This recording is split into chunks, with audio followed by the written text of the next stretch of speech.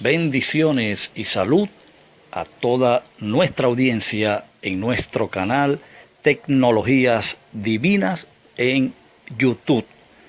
Ahora pues usted puede tener acceso a todas estas enseñanzas, a estas series de estudio que estamos llevando a cabo, suscribiéndose a nuestro canal, repito, Tecnologías Divinas.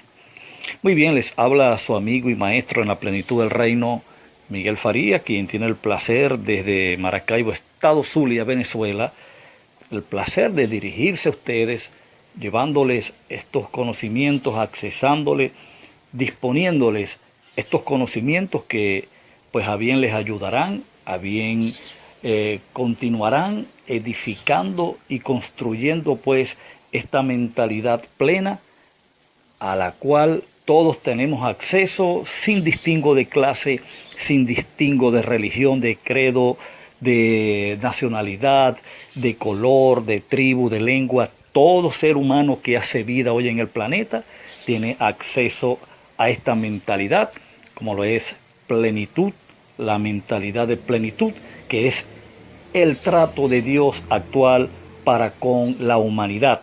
En otras palabras, plenitud es la agenda presente de Dios para que el hombre y la mujer se conecten a esta realidad y puedan hacer de sus vidas el propósito para el cual fueron creados y diseñados. Muy bien, hoy vamos a continuar con el tema la plenitud de Cristo en acción y hoy vamos a culminar. Esta va a ser la quinta y última cápsula de este tema. Y para ello, rapidito, yo quiero que se mueva a la carta del apóstol San Pablo a los Colosenses, en el capítulo 1, versículo 19, es allí donde vamos a leer, dice así las Escrituras: porque agradó al Padre que en Él, esto es en Cristo, habitase toda plenitud. Muy bien, hemos hecho un largo recorrido importante, esto es vaciando cápsulas de reflexiones y pensamientos de 20 minutos. Pues no pretendemos cubrir todo el tema en estos extractos, sino facilitar por lo menos un acceso o un conocimiento que te sirva pues para tú atar cabos y tú mismo emprender un análisis, una investigación y extraer pues o llegar a tus propias conclusiones. Ok, hemos hablado de que la plenitud de Cristo se componía de cabeza y cuerpo. Cristo como deidad era la cabeza y la iglesia como su aspecto humano era el cuerpo. El cuerpo tenía una plenitud de individuos, eso lo hablamos. Pablo habló, si hemos de entender qué fue lo que Pablo quiso decir cuando mencionó que en él, o agradó al Padre de que en él habitase toda plenitud. Obviamente hemos visto que es una plenitud divina y una plenitud humana. Fue la combinación de lo divino humano lo que trajo como resultado la manifestación de Cristo como cabeza y como cuerpo. Yo quisiera nuevamente reiterar sobre este importante lenguaje que Pablo utiliza en sus cartas, si hemos de entender la correlación, la unicidad, la integridad o la unión de fusión que existía entre Cristo y la iglesia, que más allá de verlos unidos,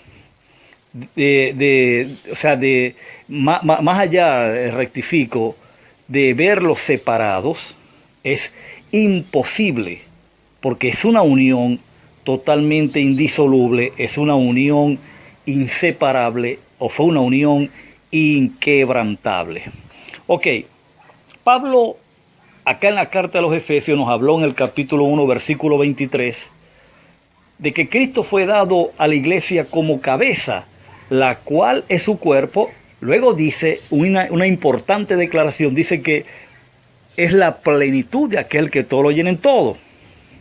El apóstol Juan en su evangelio, en el capítulo 1, si bien recuerdo, verso 19, no sé exactamente el pasaje, pero dijo: hablando de la plenitud de Cristo, es decir, como cabeza, dijo de su plenitud, tomamos todos y gracia sobre gracia. De manera que tenemos dos plenitud en Cristo, que es la plenitud humana, repito, en cuanto a una plenitud de gentiles, un conglomerado de individuos que estaban formando o formaron parte del cuerpo de Cristo por soberanía divina, por decisión y determinación divina, siendo ellos o habiendo sido ellos predestinados desde antes de la fundación del mundo, al igual que un selecto grupo de individuos judíos. Eso pues ya lo hablamos y no vamos a tomar más tiempo. Usted tiene que suscribirse al canal, repito, y comenzar a escuchar cada audio, cada cápsula que habla sobre ello. Ahora, la iglesia tenía que migrar, una vez que conformando el cuerpo de Cristo, tenía que migrar en un entendimiento. Tenía que migrar en una mentalidad que era conforme a la mentalidad de Cristo, porque a la medida que la iglesia iba evolucionando en el entendimiento, es decir, su entendimiento iba siendo transformado, iba siendo cambiado de gloria en gloria, había un estándar, vamos a llamarlo así, había una meta a la que tenían que arribar, que era ser conformados o ser hechos a la forma del que los creó o a la imagen del que los creó. Esto es Dios. O sea, no era que Dios estaba creciendo en la iglesia, sino que el entendimiento de ellos, el entendimiento de la iglesia, de cada individuo, repito, que conformaba a la iglesia, tenía que ir evolucionando en ese entendimiento de lo que ya eran.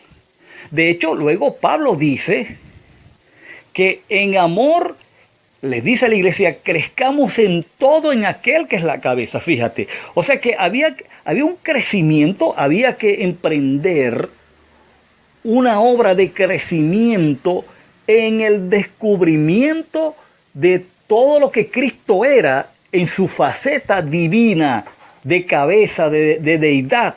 Por eso que el apóstol Pablo a los Colosenses en el capítulo 2, versículo 9, habla y dice que en él, esto es en Cristo, habita corporalmente toda la plenitud de la deidad.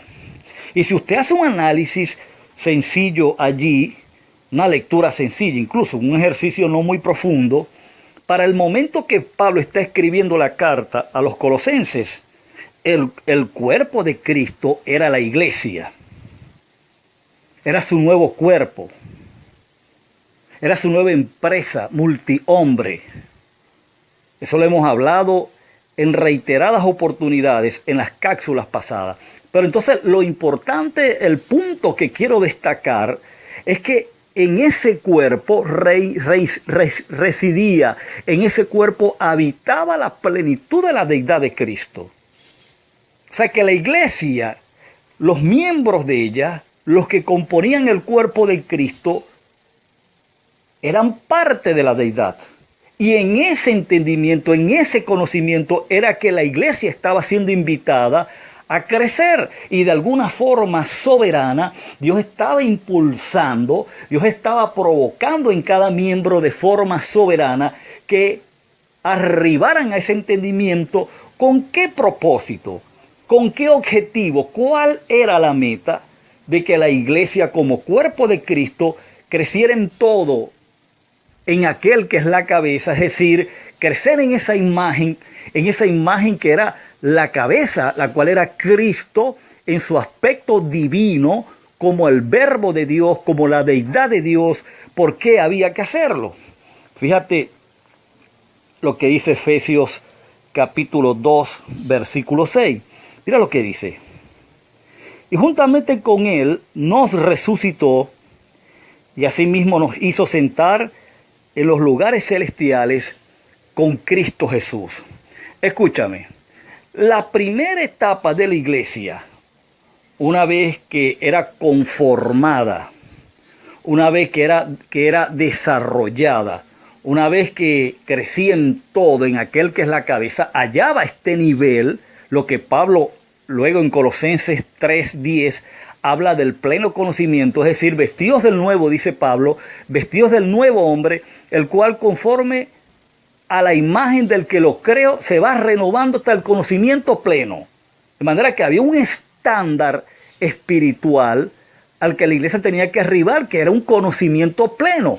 En la misma carta, Pablo habla también de las riquezas del pleno entendimiento. La iglesia tenía que evolucionar en estas dos direcciones importantes para llegar a un estándar que la facultaría para servir como cuerpo de Cristo. ¿Para qué y por qué?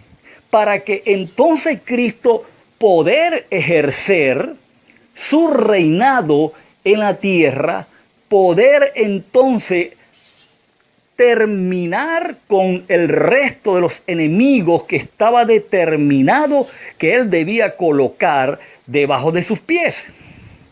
1 Corintios 15 del verso 25 en adelante lo dice.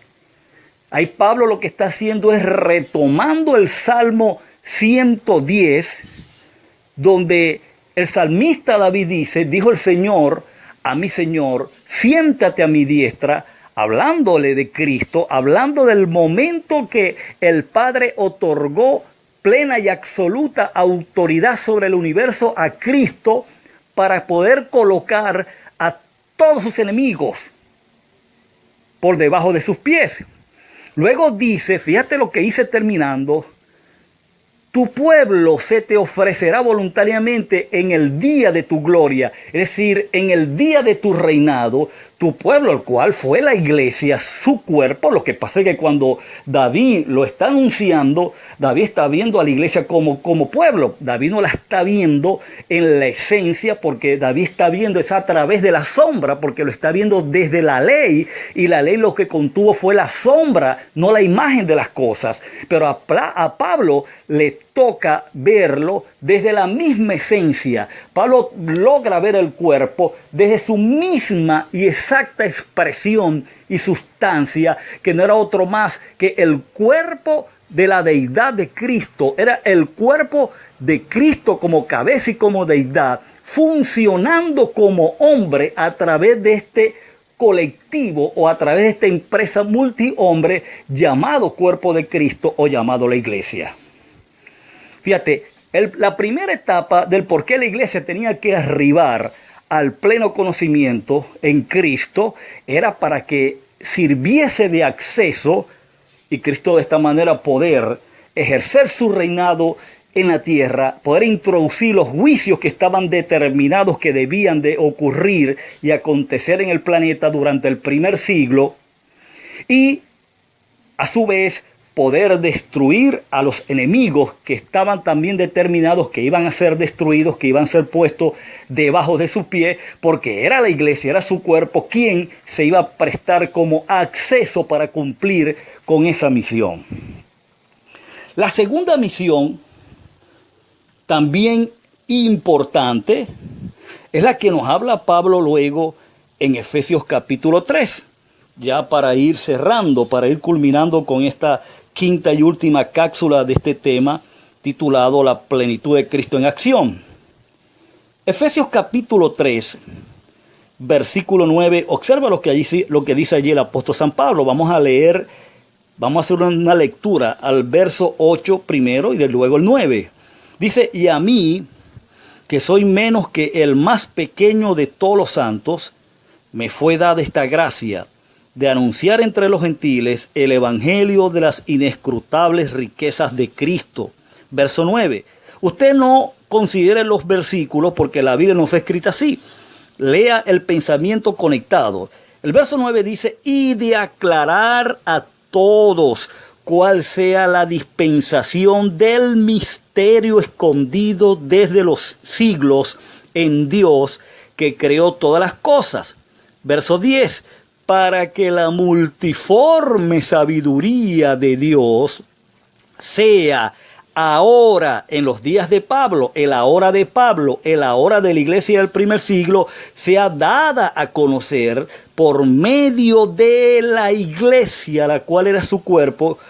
¿A quiénes? A los principados y a las potestades en los lugares celestiales. ¿Qué cosa? la multiforme sabiduría de Dios estaba predestinado, estaba determinado que tenía que ser anunciada, enseñada por la iglesia. ¿A quiénes? A los principados y potestades en las regiones celestes. Ahora, ¿quiénes eran estos principados y estas potestades? Por supuesto que no es lo que se te ha dicho. No tiene absolutamente nada que ver con espíritus voladores, con demonios voladores, con ángeles caídos, con espíritus,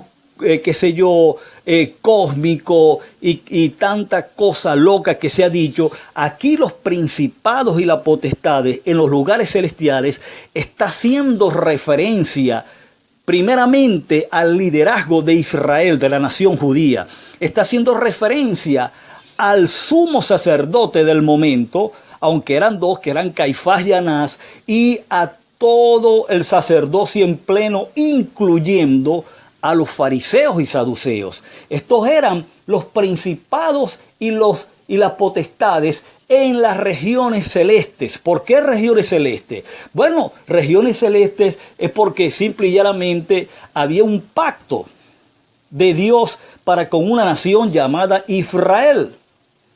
Y el liderazgo escogido por Dios en ese pacto para esa nación era el sumo sacerdote levita, o era el sacerdocio levita, y los fariseos, que eran quienes tenían la autoridad o tenían, digamos, el mandato de enseñar la ley. Eran los intérpretes de la ley, eran los maestros de la ley, y ellos eran quienes disertaban la Torá, quienes enseñaban la Torá en las sinagogas.